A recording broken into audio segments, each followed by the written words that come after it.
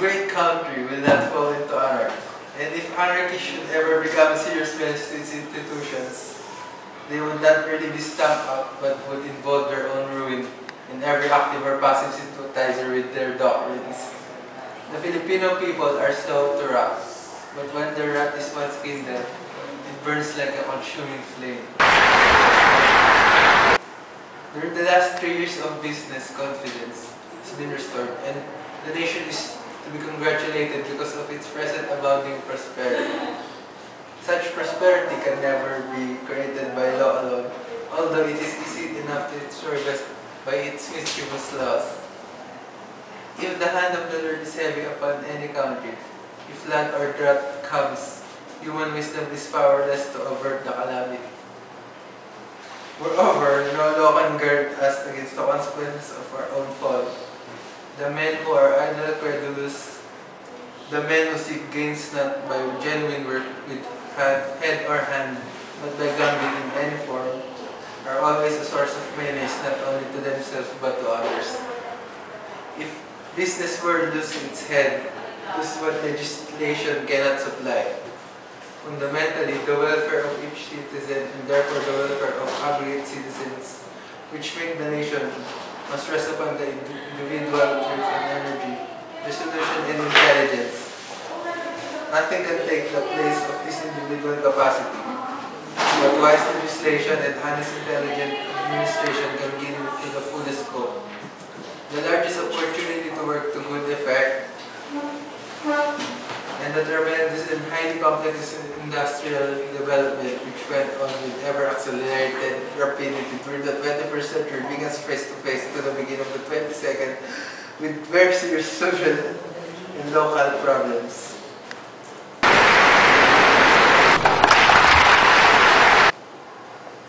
The old laws and the old customs which had the most binding force of law were once quite sufficient to regulate the accumulation and distribution of wealth. Since the industrial changes which have so enormously increased to the productive power of mankind, they are no longer sufficient. The growth of cities has gone beyond the comparison and faster than any growth of other countries, and the upbuilding of the great industrial centers has meant a startling increase not merely in the aggregate of wealth, but in the number of very large individuals and especially of very large corporate fortunes. The creation of these great corporate fortunes has not been due to the tariff or not to any other governmental action, but to natural causes in the business world, operating in other countries as they operate in our own. The process has aroused much antagonism, a part of which was wholly without moral. It is not as the rich have grown richer, but the poor have grown poorer. On the contrary, never before has the average man, the wage worker, the farmer, and the smallholder been so well off as in this cabinet and at the present time. There have been abuses connected with the accumulation of wealth, yet it remains true that a fortune accumulated in legitimate business can be accumulated by the person specially benefited only on condition of conferring immense incidental benefits upon others.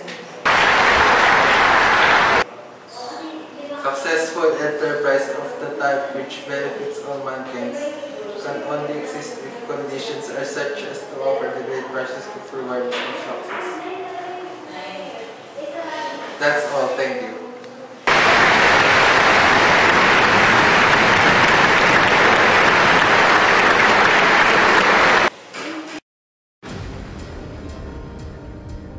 Para magpulong tungkol sa gusto gawin ng ating presidente. Kung gano'n, bakit dito niya gusto magpulong? Oo, ang dami-daming lugar kailangan lupa. Mahirap kasi pag tayo may kita. Nalalaman niyo ba na napakadaming mata sa ating paligid? Ano ba kasi pag-uusapan natin? Hintayin na lang natin ang sasabihin ng ating presidente dahil mas maganda kung siya ang magsasabi. Good afternoon, Mr. Vice President. Gandang hapon din sa inyo. So, ano nang gusto mong mangyari?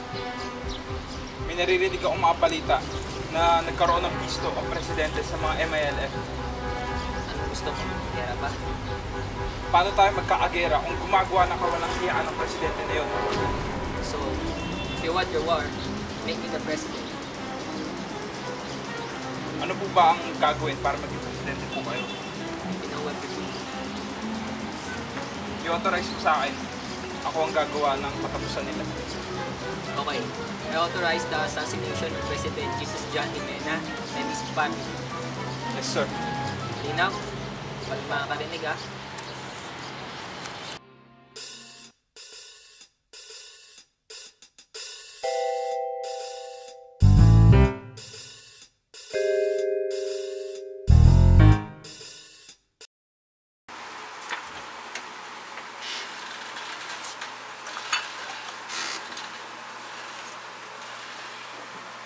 Here! Hello, babies. Hello po, Dad. How's your day? Eto, yes naman. Ang dami kong projects na nagte-take place ngayong year. Una dyan yung pagpapagawa ko ng highway all around the Philippines. Wow! Diba? Ma-improve nito ang tourism ng Pilipinas. Makakapunta yung mga tao sa iba't ibang parte ng Pilipinas at ease. At sunod dun, yung pagpapaganda ko ng mga parks. Diba? Tourism tayo ngayon eh. Yes! Tsaka, para mabisita naman natin yung Mindanao ng walang pag-aalinlangan. isa din sa mga project ko yung pagbabatiin ko yung mga bandido tsaka sa mga militar doon.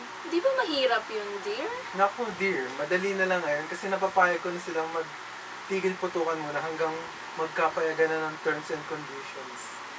Hindi po ba kayo natatakot, Dad? Kasi napanood ko po sa Oo TV, nga. ang dami pong threats sa inyo po, pati sa amin po ni Mami. Kaya natatakot po kami. Natatakot Para kami sa kahit na may inyo. bodyguard tayo.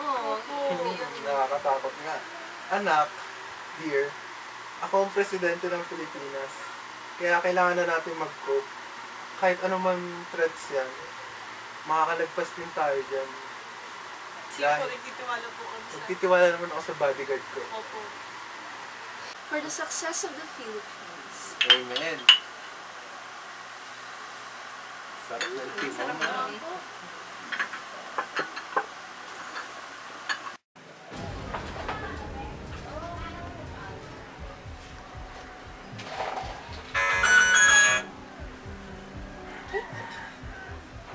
Hello. Yes. The president is here. Okay. Go and kill him. You know what to do. Okay. Bye-bye.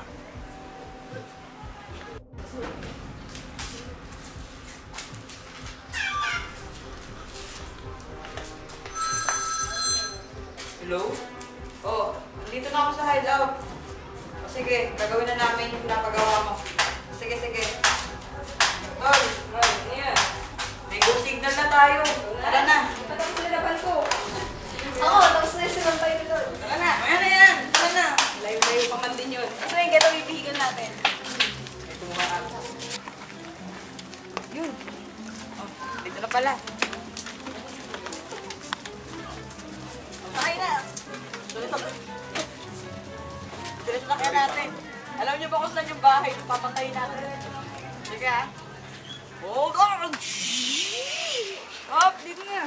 Dito lang. Papalala tayo. May parking dyan. Ano parking ba? Dito na lang. Bigat na naman. Dito na tayo. Kayo ba ang pinadala ni Vice President Ares? Yes, sir. Kung kayo, nandito sila. Saan? Nandyan sa bahay niya. Ganun ba? Sige, Dali. Wala kaming sabit dito. Maganda naman ang getaway vehicle niyo. Oo, ayan. Sige. Gusto kong maubos ang bala niyo sa kanila. Pasok na. Malinis namin gagawin to.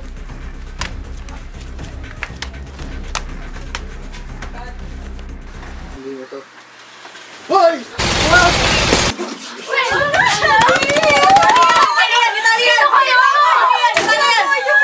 Huwag niyo kami kitali! Wala kaming ginagawa!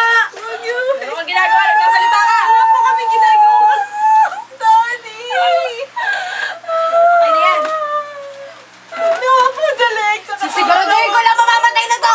Thunderbolts! Boom! Patay na yan! Ginawa niyo kayo sa akin! Mahimik kayo! Susunod na rin kayo sa kanya! Sino kayo? Sino nagpadala sa inyo dito? Wala ka ng pakialam!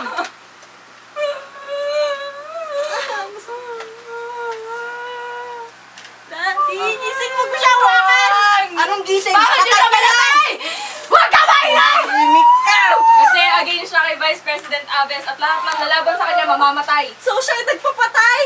Si Aves? Oo, Hindi. siya nga. Palaya ka. Hindi siya nangyayari!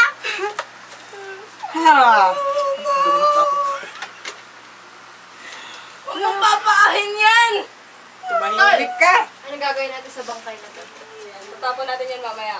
Ito, patayin na natin. Baka naman ito. Papatayin na ba to? O, papatayin na natin yan. Paano nyo ba gusto mamatay? Pumikit kayo! Ayaw mo na ako mamatay! Pikit! Pikit! Pikit! Pikit! Ito masarap patayin to yun, oh. Okay. Sabay-sabay tayo para cute! O, sabay-sabay tayo para cute! One! Kunin niyo na lahat sa amin! Huwag na kaming pamilya!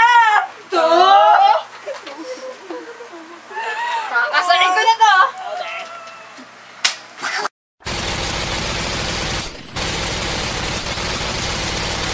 Hapon po, madlang people. Kaninang umaga umaga lang po ay nasaksihan po natin ang malagim na trahedya na bumuhat sa Pilipinas. Ang pamilya po ng ating presidente na si Jesus John Jimena ay pumanaw na po. Hindi pa po natin nalaman kung sino po ang pumatay at sino po ang utak sa pagpatay. Madlang people, nagbabalik po ang News Patrol. Makakapanayan po natin na nag-iisang witness po na nagkakita sa mga suspect bago po mangyari ang malagim na trahedya sa pagpaslang ng pamilya at maging si President Jesus John Jimena. Magandang hapon po. Magandang hapon. Maaari po natin siyang itago sa pangalang Dora. Hola, amiga. Ano, Dora? Ano, Dora? Ano masasabi mo sa pagkamatay ng ating presidente? Nakita ko yung mga pumatay sa kanya kung saan nanggaling. Kapitbahay lang nila yung hideout. Maaari niyo po bang ituro sa amin kung saan po ang nunggaan ng mga suspect? Dito. Pakibilisan lang po, Dora.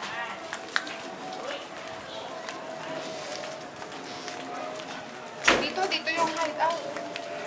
Nakikita niyo po, madlang people, nandito lang po yung hideout. At katabing bahay lang po ang bahay ng ating presidente. Magulong pala isipan po ito sa atin. Kaya magbabalik po ang News Patrol.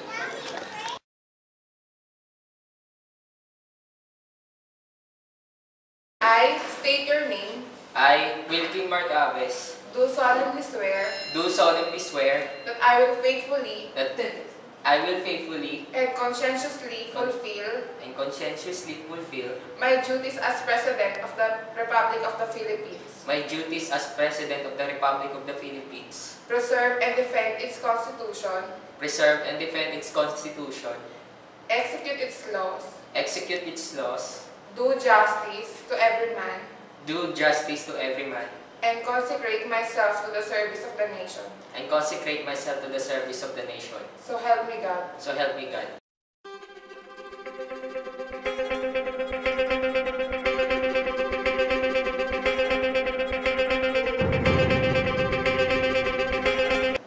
Members of the House, members of the Senate, my fellow Filipinos, all have given gladly not to be standing here today.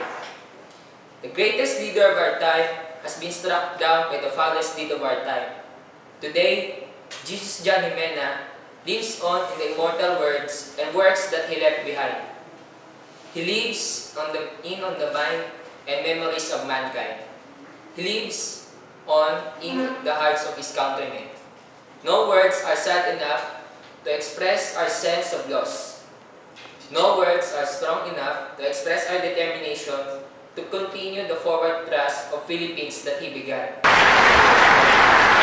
The dream of jobs for all who seek them and need them, the dream of care for our elderly, and the dream of modernizing this country, and above all, these and other Filipino dreams have been vitalized by his drive and by his dedication.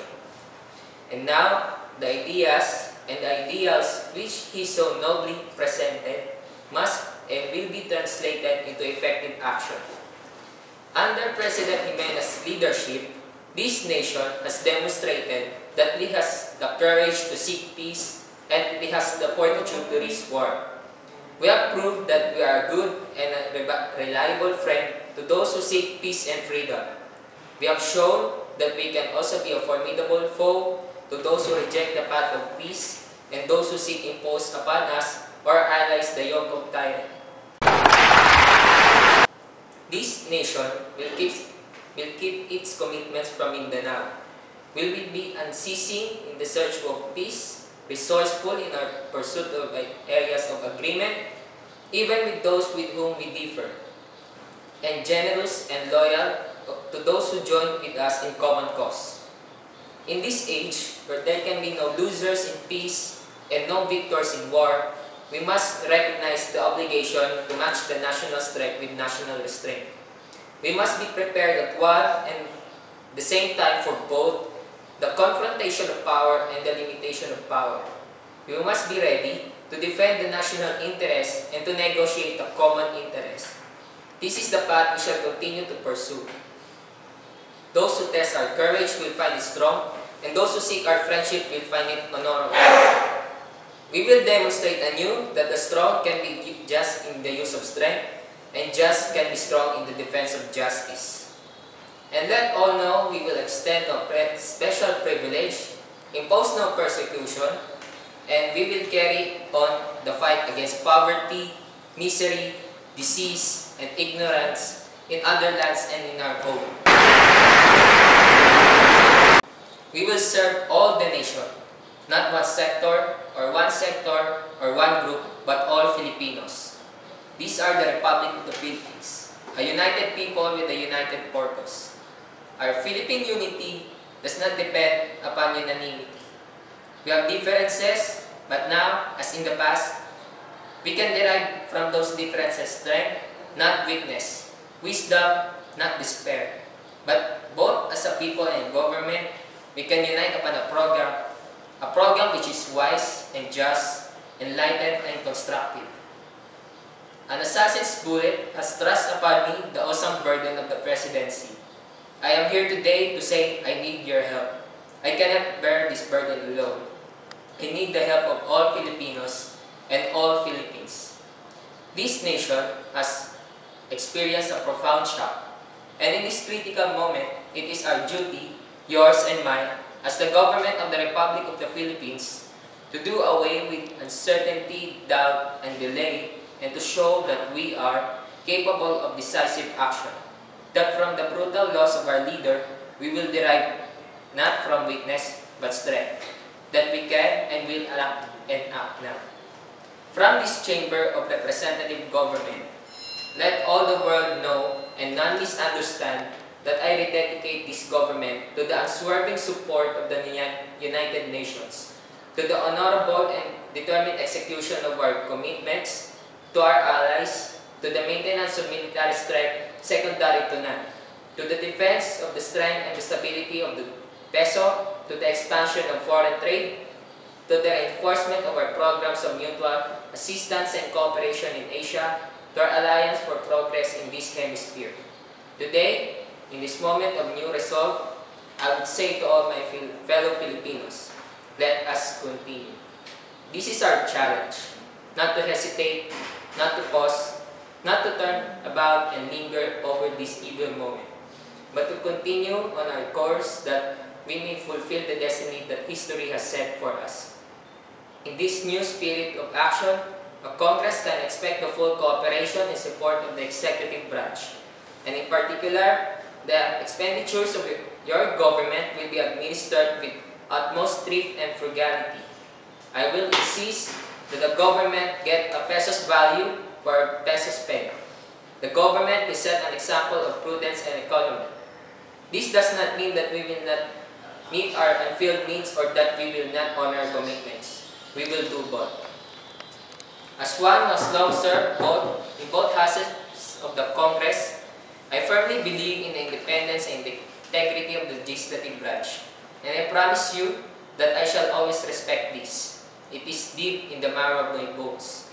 With equal firmness, I believe in the capacity and I believe in the ability of the Congress, despite the divisions of opinions which characterize our nation, to act wisely, to act vigorously, to act speedily when the need arises. The need is here. The need is now. I ask your help. We meet in grief, but let us also meet in renewed dedication and renewed vigor. Let us meet in action, in tolerance, and mutual understanding. Jesus' judgment as dead commands what is life conveyed, that Philippines must move forward.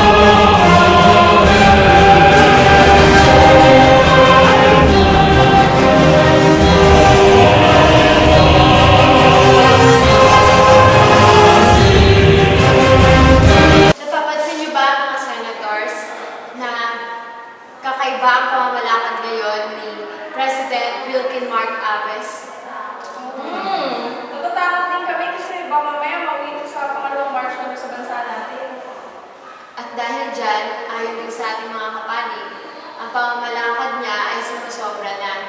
Hindi na maganda ang tinatakbo nito para sa ating bayan, kaya may pinagpaplanuhan tayo na impeachment para sa kanya. Tama yun, dapat maganda ang idea yun. Sumasang-ayon po ba kayo? Oo.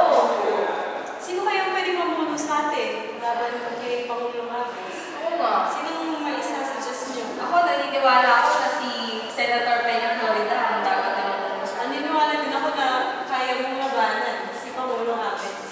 Ano ba? Kaya ba? Hindi naman.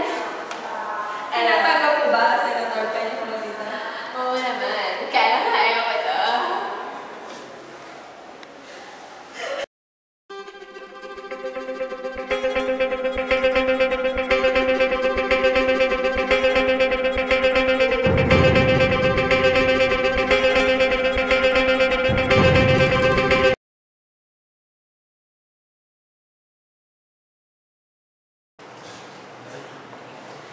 My countrymen, you have tailed upon me to assume the highest office within our gift. I accept the trust humbly and gratefully. My sole determination is to be president for the people. The office of the president is the highest in the land. It can be the humblest also if we regard it as we must in the light of basic democratic principles. The first of these principles, the Declaration of the Constitution, that sovereignty resides in the people and all government authority emanates from them. This simply means that all of us in public office are but servants of the people. Your mandate was a clear and urgent command to establish for our people a government based upon honesty and morality. A government sensitive to your needs, dedicated to your best interests, and inspired by our highest deals of man's liberty. We have a glorious past, Now we must build a future worthy of that past. We need men of integrity and faith like Rizal and Del Pilar, the men of action like Bonifacio, men of inflexible patriotism like Mabini. We need their zeal, their self-reliance, their capacity for work, their devotion to service, their ability to lose themselves in the common cause of building a nation.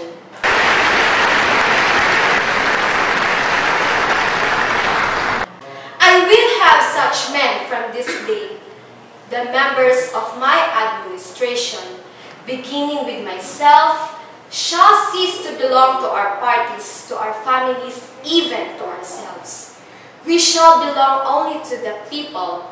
In the administration of public affairs, all men entrusted with authority must adhere firmly to the ideals and principles of the Constitution.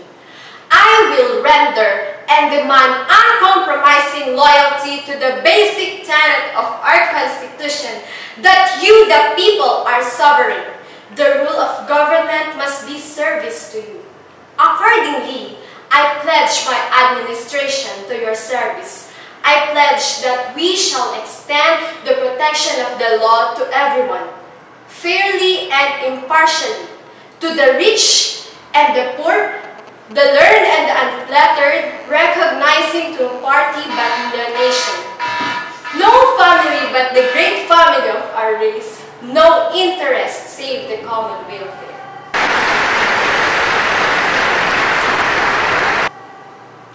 The Bill of Rights shall be for me and the members of my administration a bill of duties.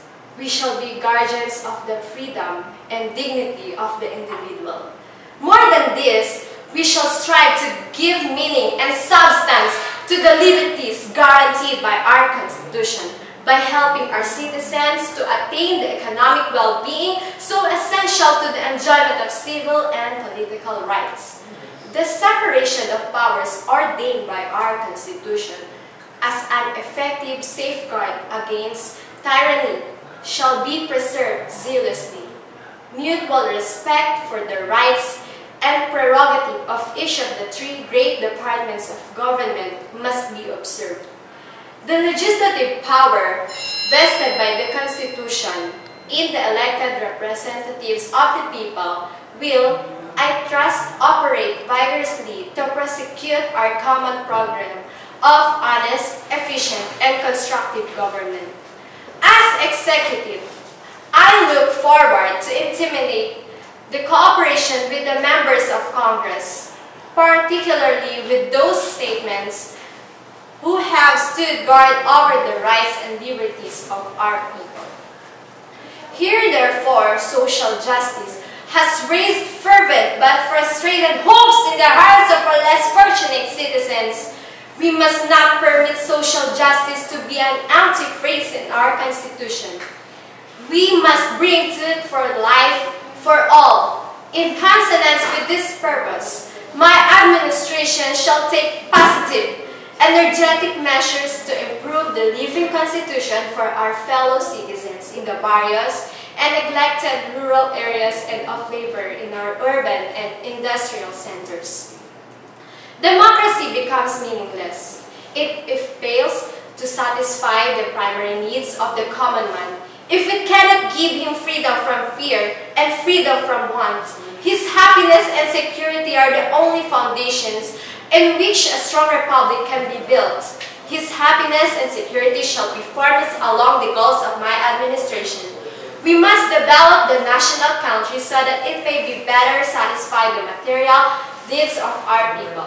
The benefits of any economic or industrial development program shall be channeled first to our common people so that their living standards shall be While I shall give priority to our domestic problems, my administration will not neglect our international responsibilities. We cannot escape the fact that today the destinies of nations are closely linked. I pledge that every peso worth of assistance will be spent honestly and to the best of advantage. It is our common interest that this republic A monument to mutual goodwill and common labor should provide to the world the vitality of the democracy by which we live. We shall continue to cooperate with the United Nations in seeking collective security and just a world peace. The problems and opportunities ahead of us set the measure of the effort we must exert in the years to come. We must have unity to solve our problems, cooperation to exploit our opportunities.